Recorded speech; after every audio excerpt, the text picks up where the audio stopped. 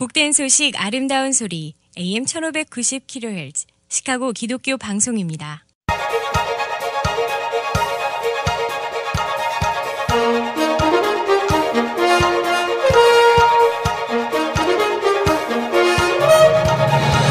김정일 해설위원의 시사 해설. 세상을 넓게 봅니다. 삶의 지평이 넓어집니다.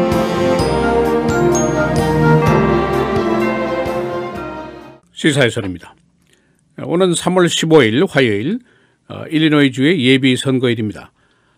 이날 우리가 이제 대통령 후보를 뽑을 뿐 아니라 일리노이 주 내의 주요 공직자 선출도 당연히 하게 됩니다. 이번 예비 선거에서 이제 연방 상원의원 각 당 후보를 이제 뽑도록 되어 있습니다. 현재 마크 상원의원이 현직이고 그에게 공화당 내 도전자가 1명 있습니다. 그리고 민주당 내 도전자는 3명이나 됩니다. 그래서 오늘은 이들이 과연 누구고 어떤 정견을 가진 인물이고 또 상원의원 선거전의 현황은 어떤지 살펴보도록 하겠습니다. 우선 후보들을 보면은 공화당 내 현직 마크에게 도전하는 인물입니다. 공화당 내에는 제임스 마터라는 그 인물이 도전을 하게 됩니다. 정보기술업계 컨설턴트라는 직함을 가지고 있습니다. 민주당 내 도전 인물은 태미 덕워스 제8지구 연방하원의원입니다. 이라크 전에 참전했던 상위용사고 아시안계 여성입니다. 그 다음에 앤드리아 잡 주 검찰의 검사 출신이고 연방검사 출신이고 시카고 어반 리그의 CEO를 역임했었습니다. 그리고 시교육청의 이사도 역임을 했습니다. 또 다른 한 사람은 나폴리언 해리스 현 주 상원의원이고 하베이 지역을 대표하는 상원의원입니다. 요즘에 이제 이 대선 토론회 또 뭐 타운홀 미팅 거의 매일처럼 벌어지게 되는데도 불구하고 이 연방 상원의원 방송 토론회는 단 한 번이었습니다. 그런데 이미 지나갔습니다. 지난 주말 아주 늦은 밤에 ABC7 그리고 유니비전이 주관을 해서 토론회를 했는데 별로 본 사람이 많지 않다 하는 후평이 있습니다. 또 가청구역 밖에 사는 사람들 이 토론회를 볼 기회가 전혀 없었습니다. 그러나 이제 시카고 트리뷴이라든가 시카고 선타임스의 그 에디토리얼 보드 논설위원실에서 이제 선거에는 항상 후보들을 초대해서 대담을 하게 되는데 그 대담 내용이 이제 기사로 실린 것 정도가 이제 공개가 되어 있습니다.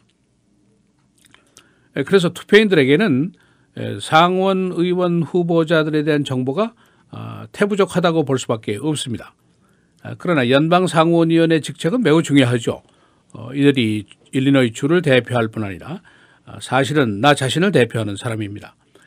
이 금년 선거에 등장한 주요한 이슈, 안건들 사실은 모두 이 사람들의 손에 달려 있습니다. 예를 들면 이민개혁 문제라든가 대법원 판사의 인준 문제 또 아이시스 문제를 비롯한 안보정책 또 연방 예산 이 사람들이 통과시켜줘야죠. 빈부격차 해소 문제, 기후변화 대처 문제, 동성애 결혼 합법화 문제, 뭐 어버션 낙태 문제 모두 이 사람들 손에 달려 있습니다. 그런데 이 사람들에 대한 정보가 우리가 부족하다는 것 투표인들에게는 좀 아쉬운 점입니다. 그러나 제한적이라도 주요한 로컬 언론에 소개된 정보들을 종합하면은 대충 이렇게 말씀을 드릴 수가 있습니다. 지난주 ABC7 토론회 그리고 각 주요 신문들 논설위원실에서 대담한 내용에 나온 발언들입니다. 태미 덕워스 제8지구 연방하원 의원이고 그 전에는 일리노이 베트런스 어페어 여기에 디렉터를 겸임했었습니다. 일단 그녀는 전쟁 상위용사라는 크레딧을 가지고 있습니다. 헬리콥터 조종사였는데 작전 중에 추락해서 두 다리를 잃어버린 상위연사입니다. 맹렬 여성이죠. 지금까지 호프만 에스테이트 지역의 하원의원을 역임하고 있습니다. 경쟁자인 전 어반 리그의 CEO인 안드레 잡으로부터 공격을 받았습니다. 재항군인 병원 치료 대기일이 너무 장기화되는 거 이것을 해결하지 못했다 하는 지적을 받았고 또 이번 선거 토론회에서 그 다운스테이트 지역의 토론회라든가 또 흑인 계통의 언론들이 토론회를 이제 제안했는데 이걸 모두 거부했습니다. 그래서 이 거부에 대해서 비난을 받았습니다. 덕워스 하원 의원은 힐러리 클린턴을 확실하게 지지하고 있습니다. 앤드리아 잡 토론회 당시에 덕워스와 해리스 주 상원의원을 크게 공격했습니다만은 자신도 역시 공격을 받았습니다. 그녀가 바로 이제 시교육청 City Board of Education의 이사를 재직을 했는데 그 당시에 시카고 남부 지역에 있는 공립학교 50여 개의 학교가 폐쇄가 됐습니다. 그녀도 교육청의 이사로서 여기에 동의를 했다는 거. 이것이 이제 흠집으로 남아 있고 현재 부패 혐의로 기소가 돼 있는 전 교육청장 바버라 버드 베넷 이 사람이 이제 부정 계약서를 만드는 것이 이제 발각이 났는데 그 부정 계약서를 시 교육청의 이사로서 인준했던 사실이 있습니다. 이것이 지금 혐의로 지적이 되고 있습니다. 이 나폴리언 해리스 주 상원의원인데 2013년부터 바로 하베이 지역의 주 상원으로 재직을 하고 있습니다. 정치 경력이 짧다고 볼 수가 있죠. 그전에는 NFL의 풋볼 선수였습니다. 그러니까 계산을 하면은 주 상원으로 재직을 한 지 3년 만에 연방 상원에 도전을 한다는 계산이 나옵니다. 이 오바마 대통령도 주 상원의원을 역임했습니다만은 그래도 그는 97년부터 2004년까지 한 7년 동안이나 재직을 한 이후에 연방 상원에 도전을 했었습니다.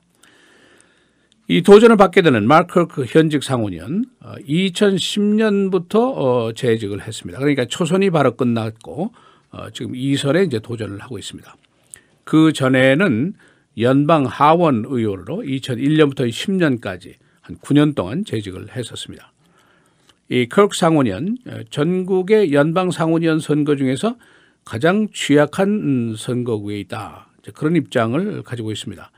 그의 건강 문제가 이제 제일 문제입니다. 2012년도에 스트로크를 일으켰는데 건강이 완전히 회복되지 않았습니다.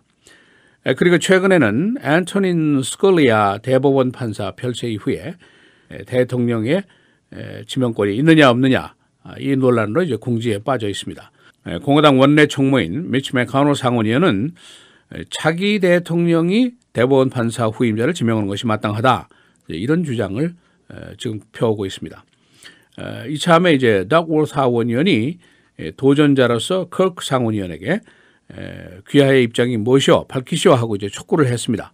헌법 존중이 중요한가 아니면은 맥코넬 상원의원의 하소연이 될 것인가 이렇게 궁지로 몰고 갔는데 크크 상원의원이 결국 당의 입장을 반대하고 나섰습니다. 그래서 오바마 대통령한테 지명권이 있는 것을 존중한다 발표를 했습니다. 그러니까 당의 입장하고는 반대되는 입장을 하게 된 것이죠.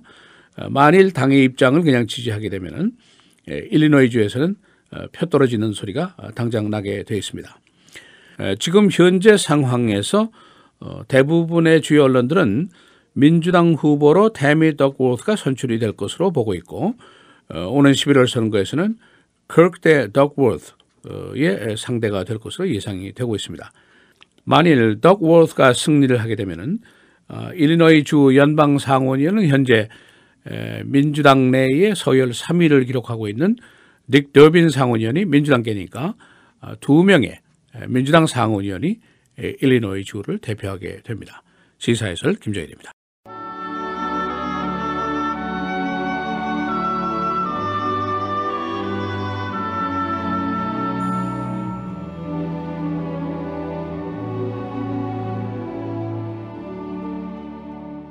비판을 받지 아니하려거든 비판하지 말라.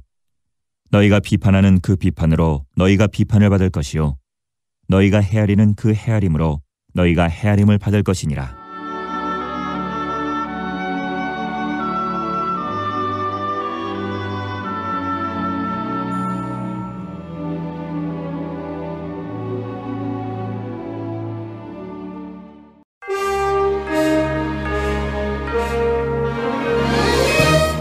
헤드라인 뉴스입니다. 공화당 지도부 내에서 마크 루비오 상원의원 대안론이 커지고 있습니다. 공화당은 제프 부시 등 기성 정치인이 빠진 상황에서 마크 루비오가 당 대표의 적당한 인물이라는데 의견이 모아지고 있습니다. 북한이 작년 가을 은밀하게 미국에게 유엔을 통해서 접근했었습니다. 북한은 평화협정 개최를 시도했지만 미국의 핵협상 포함 요구를 수용하지 않아서 무의로 돌아갔습니다. 바다 수위가 2800년 만에 최고의 빠른 속도로 상승하고 있습니다. 환경문제 전문 과학자들은 이 현상이 그린하우스 때문이라고 보고 있습니다. 해수위 상승으로 해변가 도시들의 피해가 증가하고 있습니다. 러시아가 미국 상공에서 정찰을 강화하고 있습니다. 러시아는 미국 내 발전, 통신 등 기관 시설을 스파이하고 있습니다. 고고도 정찰은 국제사회에서 인정이 됩니다. 칼라마주 무작위 살인 사건 아직 동기가 밝혀지지 않았습니다. 범인은 7시간 동안 3곳에서 6명을 사살했습니다. 그는 범행 시에 차를 바꿔 탄 것으로 경찰이 보고 있습니다. 타이거 우즈가 언제 경기에 회복될지 불분명합니다. 일부 스포츠 언론들은 그가 제대로 앉지도 못할 정도로 부상이 심하다고 보도했습니다. 그러나 측근은 그가 회복 중이라고 밝혔습니다. 마크 kirk 상원의원은 대법원 판사 지명 문제를 놓고 오바마 대통령의 지명 권한을 지지했습니다.